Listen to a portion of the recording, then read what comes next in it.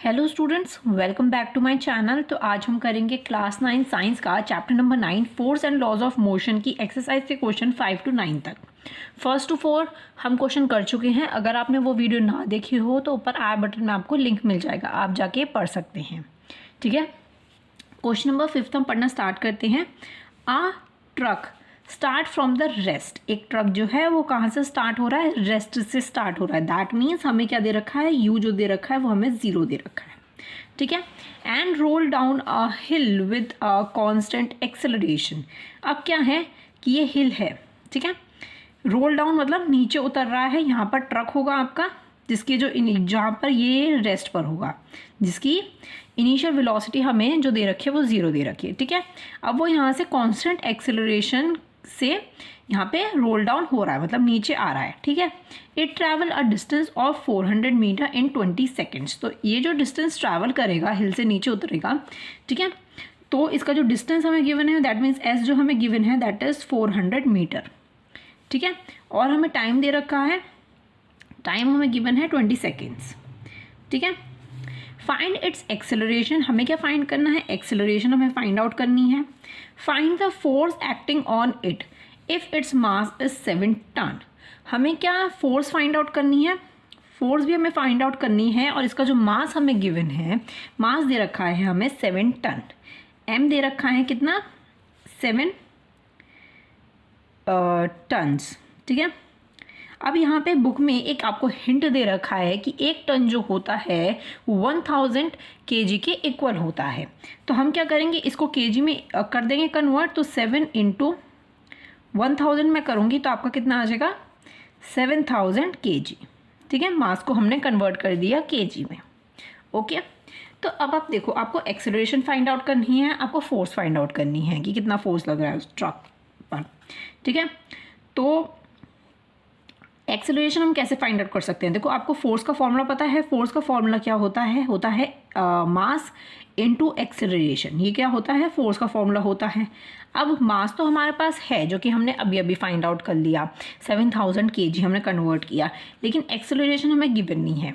अब acceleration find out करने के लिए हमें क्या चीज़ करनी होगी?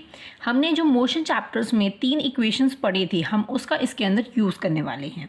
ठीक है, कौन सी 3 इक्वेशंस थी मैं यहाँ पे लिख देती हूँ। ठीक है, मैं यहाँ लिख देती हूँ। पहली थी हमारी v = u + at। सेकेंड थी हमारी s = ut + half of at का स्क्वायर। थर्ड थी हमारी 2as = v का स्क्वायर - u का स्क्वायर। ठीक है, अब हमें ये देखना है कि आप इसके अंदर कौन सी इक्वेशन लगाओगे।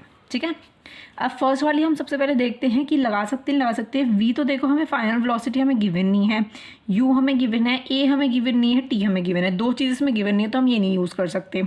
सेकंड वाली देखते हैं, हमें ये डिस्टेंस गिवन है, u हमें गिवन है, t हमें गिवन है, a हमें फाइंड आउट करना है, और t भी हमें गिवन है। तो दैट मीन्स हम ये वाली इक्वेशन इसके अंदर यूज़ कर सकते हैं। इससे हमारा क्या निकल आएगा? एक्सेलरेशन निकल आएगा। तो चलो हम ये वाली यूज़ करते हैं। क्या है हमारी? s = ut + half of at का स्क्वायर। ठीक है, डिस्टेंस कितना दे रखा है? 400 = u कितना है हमारा? 0 × t कितना है हमारा? 20। ठीक है, प्लस हाफ × a हमें फाइंड आउट करना है, और t हमें दे रखा है 20 और 20। ठीक है, ये हमें लिख दिया है। तो चलो अब करते हैं। 2 से मैं ये काट देती हूँ तो ये आपका हो जाता है 10। तो ये हो गया आपका 200। ठीक है, ओके, तो इसको करते हैं। ये तो 0 × 20 करोगे तो 0 हो जाएगा ये तो, और यहाँ पे क्या बच गया? 20 × 10 बच गया, तो ये हमारा 200 हो गया। मैं लिख देती हूँ 400 = ये आपका बच गया 200, और आपका a जो हमें फाइंड आउट करना है। अब ये दोनों मल्टीप्लाई में है, 400 200, तो हम इसे डिवाइड में कर देंगे। तो ये हो जाएगा आपका 400/200 = a। तो आपका a फाइंड आउट हो जाएगा। 0 0 कट के बचा क्या आपका? 2 मीटर पर सेकेंड का स्क्वायर। ठीक है, ये आपका क्या निकल जाता है? आपका एक्सेलरेशन निकल जाता है। एक्सेलरेशन का आपको पता है कि हम स्क्वायर यूज़ करते हैं इसके अंदर। ठीक है, तो अब हमारा a फाइंड आउट हो गया। ठीक है, अब बारी आ जाती है फोर्स पर। अब हमें फोर्स फाइंड आउट करनी है, जिसका फॉर्मूला क्या होता है, मास इनटू एक्सेलरेशन होता है। एक्सेलरेशन हमने अभी फाइंड आउट किया और मास को हमने कन्वर्ट किया था। तो मैं लिख देती हूँ force is equals to M into A. M कितना है हमारा, एम है 7000 इंटू एक्सेलरेशन हमने कितना निकाला है 2।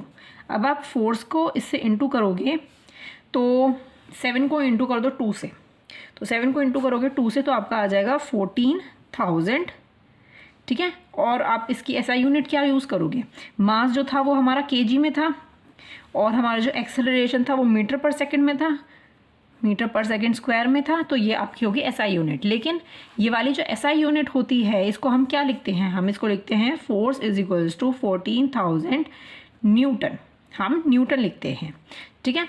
ये लिखने की जगह हम क्या लिखते हैं, न्यूटन लिखते हैं, ठीक है। इतना क्लियर हो गया। तो ये आपका आ जाता है आंसर। हमने एक्सेलरेशन भी फाइंड आउट कर दिया और फोर्स भी हमने फाइंड आउट कर दिया, ठीक है। तो आई होप आपको ये क्वेश्चन अच्छे से क्लियर हो गया। अब हम चलते हैं 6th क्वेश्चन पर। अब हम कर पढ़ते हैं क्वेश्चन नंबर 6।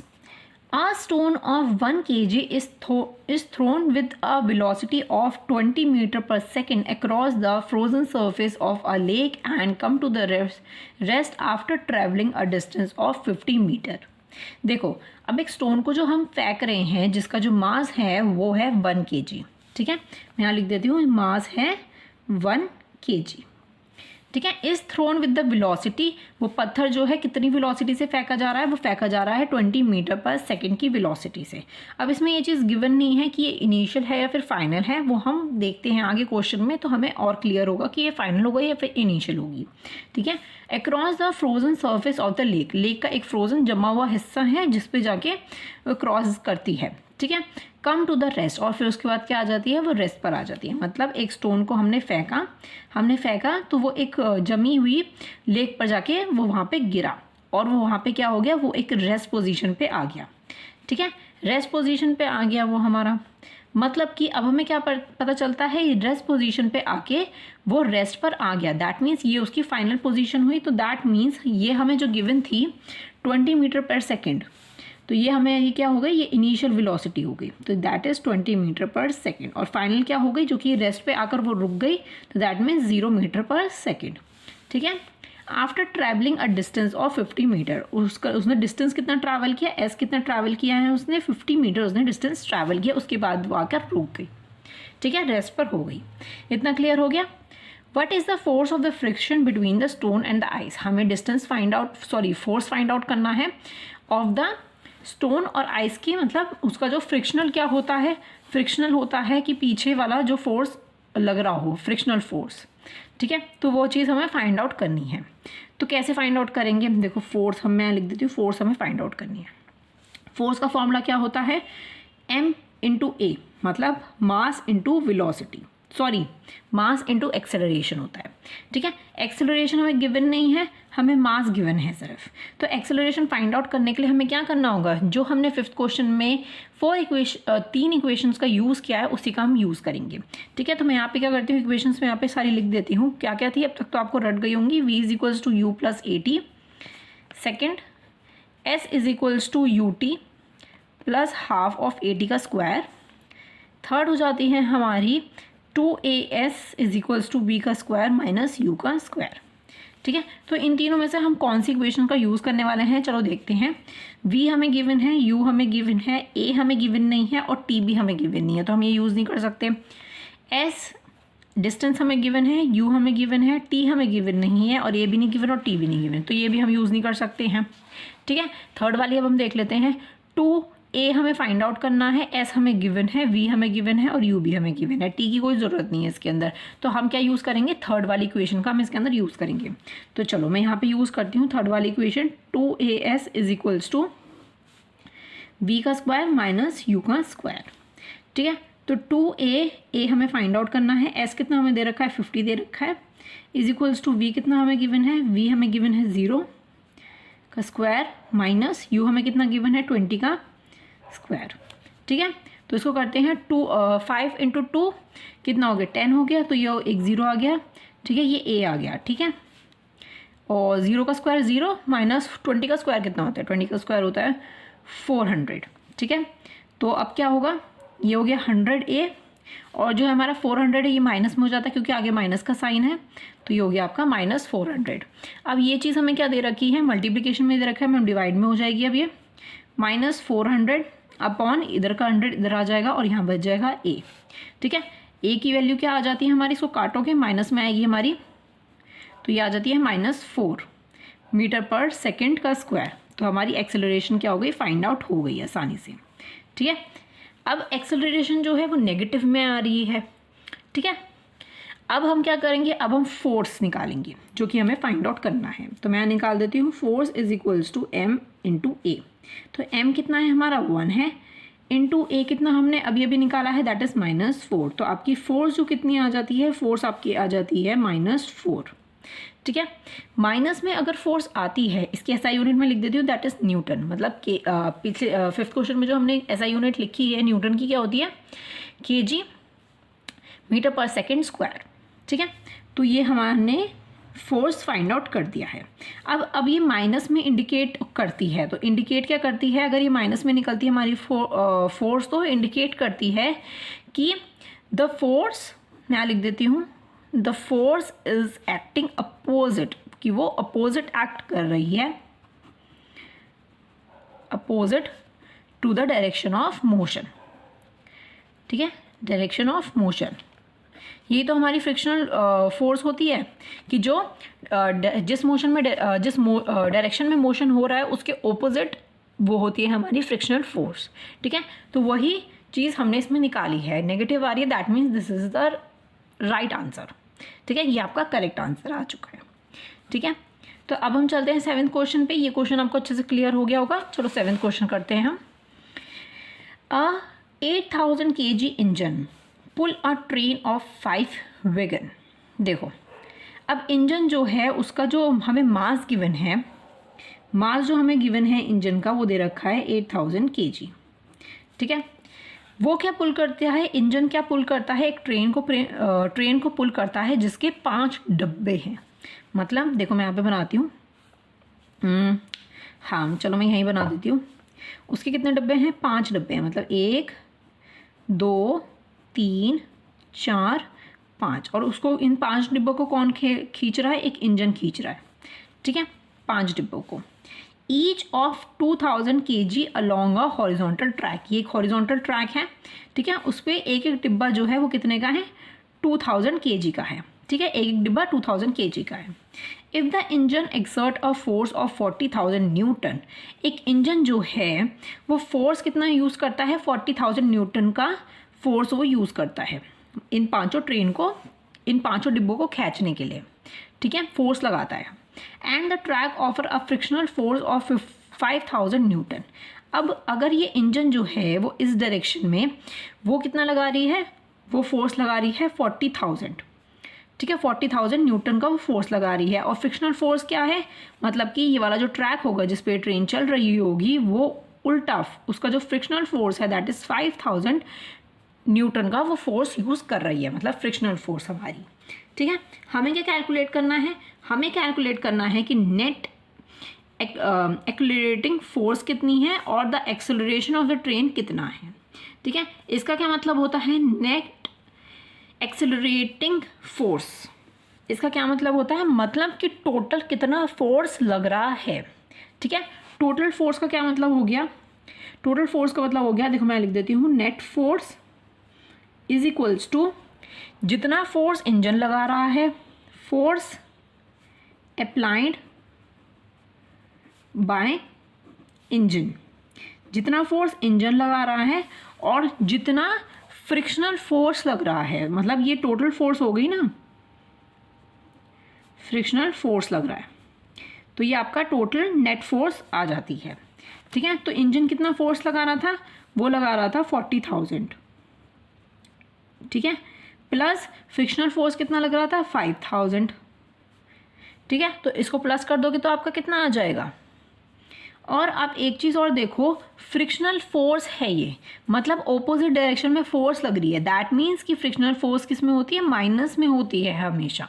ठीक है, हमने 6th क्वेश्चन में भी तो ये चीज़ करी है कि अगर आपका फोर्स जो है वो नेगेटिव में आ रहा है, दैट मीन्स कि हमने बिल्कुल करेक्ट निकाला है कि वो फ्रिक्शनल फोर्स नेगेटिव में ही आती है। तो दैट मीन्स 5000 के आगे क्या लग जाता है, माइनस। ठीक है, क्लियर हो गया? ओके, तो 40,000 प्लस माइनस माइनस हो जाता है, तो 40,000 माइनस 5,000 तो आपका हो जाता है 35,000। ठीक है, 35,000 न्यूटन। न्यूटन क्यों? क्योंकि हमने नेट फोर्स फाइंड आउट किया है। ठीक है, अब ये फर्स्ट पार्ट हो गया, हमें नेट फोर्स फाइंड आउट करना था, टोटल फोर्स हमें फाइंड आउट करना था कि कितना लग रहा है। ठीक है, सेकंड पार्ट पे चलते हैं। सेकंड पार्ट क्या है, the acceleration of the train, कि ट्रेन का जो है वो एक्सेलरेशन फाइंड आउट हमें करना है। ठीक है, वो कैसे हम फाइंड आउट करेंगे, देखो एक्सेलरेशन कैसे फाइंड आउट कर सकते हैं, हम फाइंड आउट कर सकते हैं फोर्स का फॉर्मूला यूज़ करके। फोर्स का फॉर्मूला क्या होता है, मास इनटू एक्सेलरेशन होता है। फोर्स अभी हमने फाइंड आउट कर लिया है। मास क्या है, मास हमें गिवन है 8000। ठीक है, और क्या है, और एक्सेलरेशन हम फाइंड आउट कर सकते हैं। ठीक है, लेकिन आप एक चीज़ पे ध्यान दो, इसमें ट्रेन का बोला गया है एक्सेलरेशन फाइंड आउट करने को। पूरी ट्रेन जिसके अंदर इंजन भी होता है और ये सारे डिब्बे भी होते हैं, पूरी एक प्रॉपर ट्रेन की बात की गई है। लेकिन ये जो हमें मास गिवन है वो हमें खाली इंजन का गिवन है। ठीक है, खाली इंजन का, इन डिब्बों का मास हमें गिवन नहीं है। तो वो हम कैसे फाइंड आउट करेंगे, वो हम देख लेते हैं। सबसे पहले मैं यहाँ पे फोर्स लिख देती हूँ कि फोर्स कितनी लग रही है हमारी, दैट इज ट्रेन की कितनी लग रही है, that is 35,000 is equals to mass. आप देखो ये इंजन का है 8000। ठीक है, अब जो पूरी ट्रेन का, इस ट्रेन का पूरी का मास होगा वो कितना होगा, ध्यान से सुनना अच्छे से। देखो मैं यहाँ लिखती हूँ मास ऑफ द ट्रेन। ठीक है, इंजन का नहीं बोला गया है, ट्रेन का बोला गया है।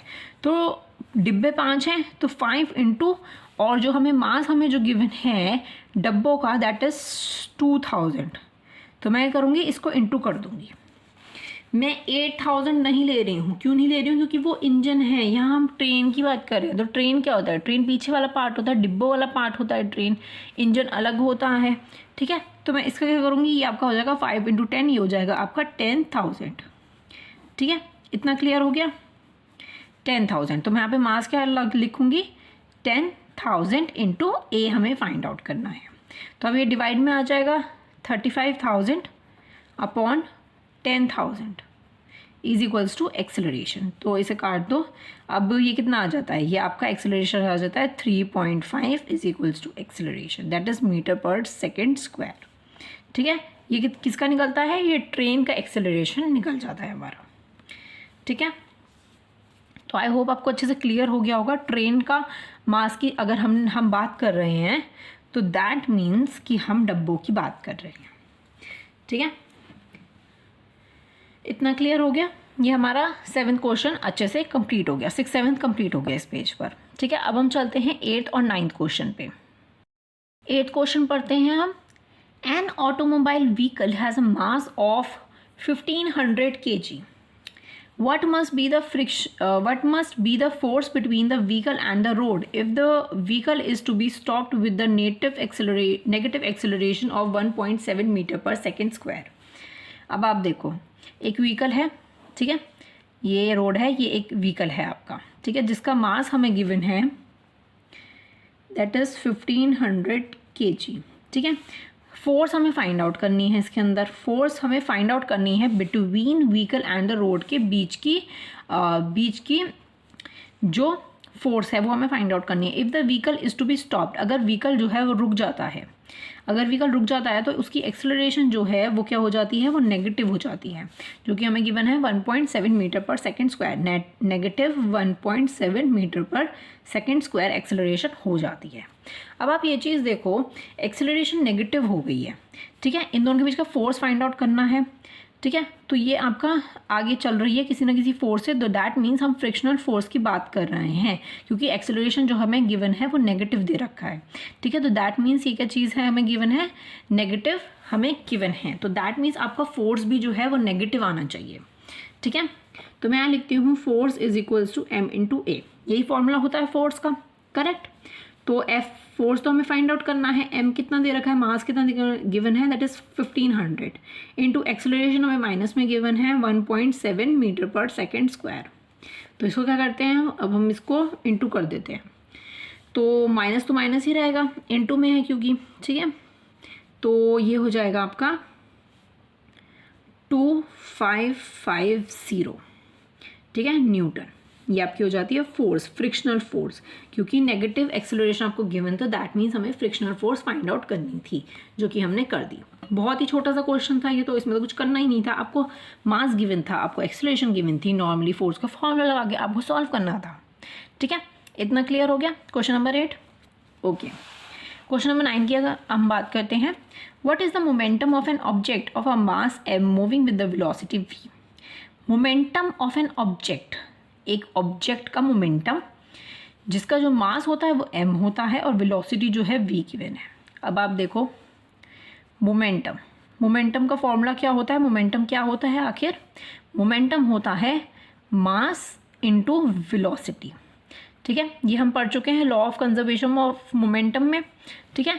तो इसने वो रखा है कि मास जो है उसको m लेना है और v जो है वेलोसिटी जो है उसको v लेना है, इनटू v लेना है, मतलब mv लेना है, ठीक है।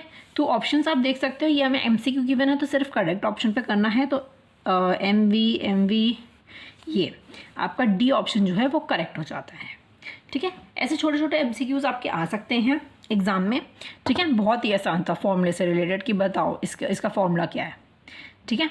तो आई होप आपको ये 9th क्वेश्चन भी क्लियर हो गया होगा, बहुत ही आसान था। तो अब नेक्स्ट वीडियो में हम आगे बचे हुए क्वेश्चंस हम करेंगे, ठीक है। तो आई होप आपको ये वीडियो पसंद आई होगी, अगर पसंद आए तो please press the like button, and अगर चैनल को सब्सक्राइब ना किया हो तो प्लीज़ मेरे चैनल को सब्सक्राइब कर देना, एंड प्लीज़ सपोर्ट मी, ठीक है। थैंक यू सो मच, मिलते हैं नेक्स्ट वीडियो में, बाय बाय।